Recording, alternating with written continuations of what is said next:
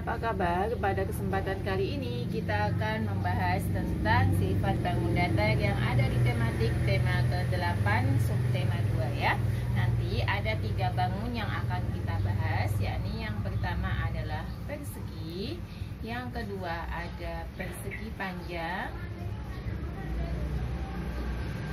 Nah, yang ketiga nanti ada segitiga sama sisi ya. Nah, ini ada di tema 8 subtema 2. Baik, yang pertama adalah persegi. Nah, persegi ini ada di halaman 75 sampai nanti ada di 78 ya. Nah, persegi itu apa? Persegi itu adalah bangun segi 4 ya. Jadi persegi itu bangun segi 4 yang mempunyai 4 sisi sama panjang. Jadi persegi itu yang pertama sifatnya adalah mempunyai 4 sisi ya, sama panjang. Nah, ya, ini bangun persegi 4 sisinya sama panjang. Misalnya ini A, B, C, D. Jadi nanti AB itu panjangnya sama dengan BC, sama dengan CD, sama dengan AD atau DA. Nah, misalnya ini 4 sisi itu sebelah sini ya. Nah, misalnya ini 4 cm, ini juga 4 cm, ini 4 cm, ini 4 cm. Itu adalah sisi dari sebuah persegi. Nah, yang kedua, nanti kalau kita ukur ini dengan menggunakan benang atau penggaris, maka panjangnya adalah sama. Karena pada halaman 76 kita disuruh mengukur menggunakan tali ya. Kemudian mempunyai 4 sudut sama besar. Nah, sudutnya itu adalah sudut siku. 4 sudut sama besar, sudut siku. Ini sudah kita bahas di video yang telah lalu ya. Sudut siku. Sudut siku itu besarnya adalah 90 derajat. Nah, jadi ada 2 sifat pada bangun persegi. Yang pertama adalah 4 sisinya sama panjang. Yang kedua adalah 4 sudutnya sama besar. Nah, nanti di halaman 78 ada soal, apakah persegi merupakan bangun segi 4? Iya ya, persegi itu bangun segi 4 karena mempunyai 4 sisi.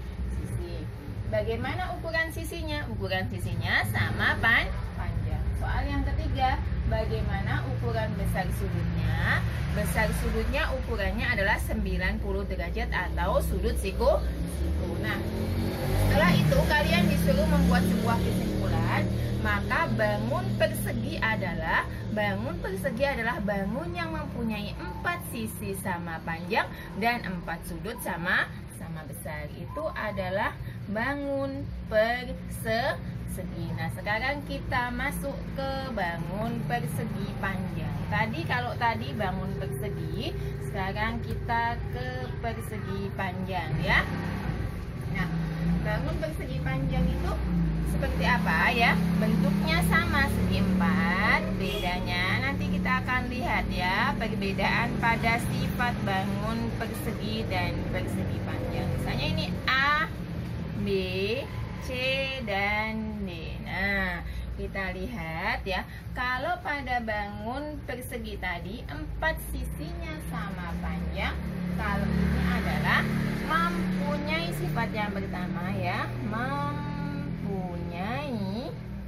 2 pasang sisi yang sama panjang ya.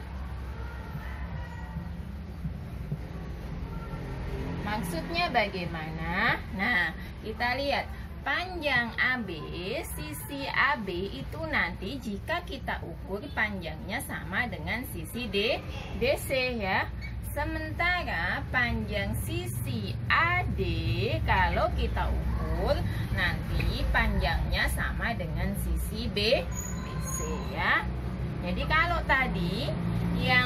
yang pertama adalah persegi itu 4 sisinya sama. Kalau ini enggak ya, Bang AB sama dengan DC dan DA sama dengan CB atau AD sama dengan DC ya.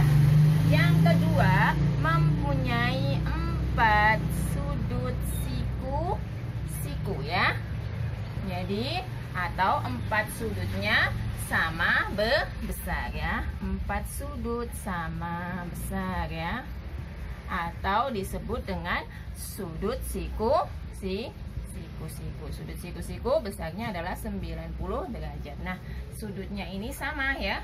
Adalah besarnya 90 derajat atau sudut siku-siku. Nah, nanti di halaman 97 ada pertanyaan, apakah persegi panjang merupakan bangun segi 4? Ya, karena 4 mempunyai 4 sisi.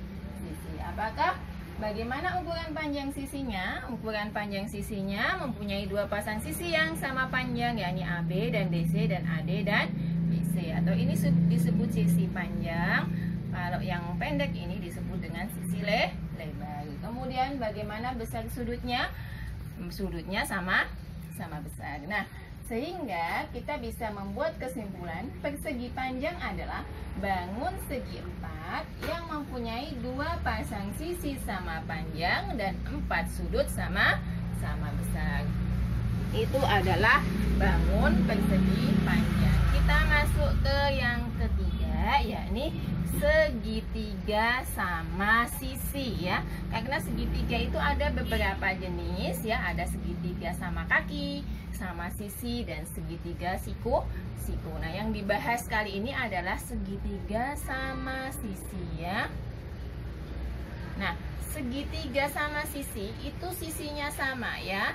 Panjang sisinya sama. Misalkan saya mempunyai sebuah segitiga ABC, yakni sebuah segitiga sama sisi ya.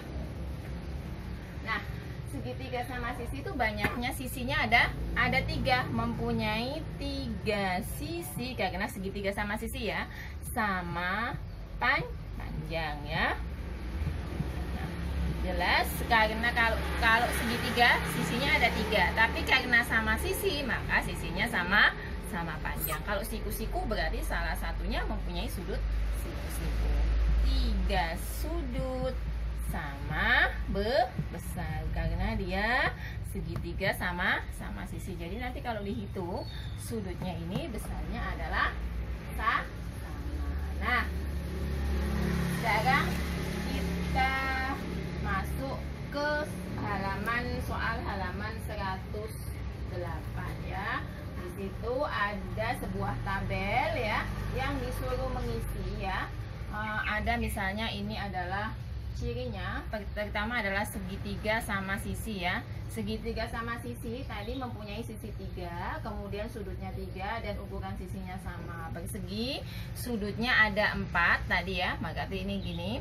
Ini ada banyak sisi ya. Kemudian di sini nanti yang kedua adalah titik sudut. Sudutnya ada berapa? Dan yang ketiga adalah ukuran sisi ya. Ukuran sisi.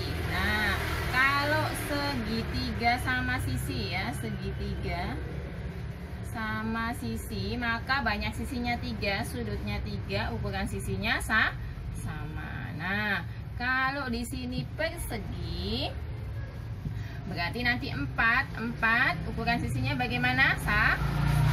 Tapi kalau persegi panjang, nah kita lihat ya, sisinya persegi panjang ada 4, sudutnya ada 4, ukuran sisinya tidak sama karena mempunyai 2 pasang sisi yang sama panjang. Jadi sisinya nggak sama ya. Nanti kemudian di halaman 109 soal nomor 3 ya. Di situ ada soal 3, 4 dan 5. Kita disuruh menggambarkan. Yang pertama, karena soal nomor 1 dan nomor 2 itu kita disuruh mencari bangun yang mempunyai 4 sisi dan bangun yang mempunyai 3 sisi. Tinggal centang aja. Yang ketiga adalah bangun yang memiliki 4 sisi, kedua sisi berhadapan sama panjang, memiliki 4 titik sudut dan semua sudutnya siku-siku.